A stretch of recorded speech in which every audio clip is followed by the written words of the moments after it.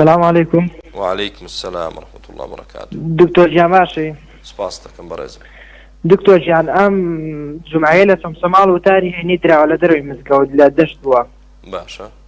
جا ئەم وەزەی کە ئێستا سپاس بخوا باش بوو و معلوم بەڕێسە کە بازار و زۆربەی شوێنە گشتەکان کراوە و ئەمەش مانای ئەوە دەگەینێکەوە زعکە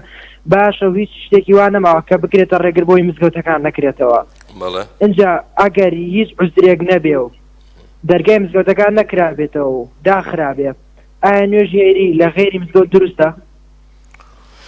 بەڕێزەکەم إن شاء الله نتفائل بالخير ومێدی خێرمان هەیە کە ئەم جومعە بکرێتەوە.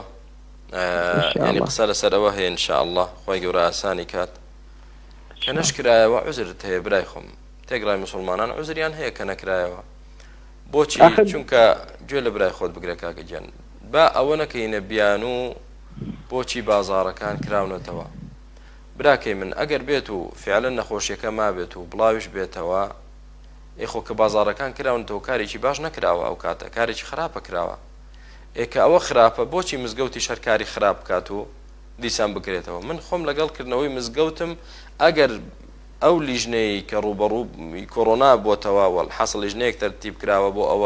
ئەوان کە بزانن مەترسی نەما و نەشیکەنەوە گوناهبارن داوا دەکەین بکرێتەوە بەڵام ئەوان لە منیش و لە تۆش چاکتر دەزان براکەی من کە بزانن مەترسیەکە ما و احتیمالی بڵاوبوونەوەی هەیە لەبەر ئەوە ڕایەنگرت بێ ئەوە بەڵگەیان بەدەستەوەیە و من و تۆش گوناهبار نابین مسلمانان گوناهبار نابن کە جومع بکەن بۆیە با بە عاتفی و حەماست بڕیار لە ئیشەکان نەدەین و چەند جاری تریژ هوتومە هەمومان داخوازی ئەوە دەکەین بکرێتەوە هەمومان حەز دەکەین بکرێتەوە بەڵام یعنی تا سنوورێک ئێمە قسە لە بابەتەکەدا بکەین لەو سنوورە زیاتر نا یعنی داوا لە لیژنەکە دەکەین ئەگەر مەترسیەکی وا نەماوە با بکرێتەوە ئێجا چاوەڕێی ئەوانین ئەگەر مەترسیش نەما بێ نەیکەنەوە گوناهبارن کە مەترسی ما بێ نەیکەنەوە خێریان دەگا و کارێکی باش دەکەن کە نایکەنەوە بۆی براکانم ئەوەی لەسەر ئێوەیە ئەگەر کرایەوە بڕۆ نوێژی خۆتان بکەن کە نەکراوەتەوە گوناهبار نین ئین شاء الله تعالی نوێژی نیوەڕۆ لە ماڵی خۆتان بکەن بارەک الله فیکم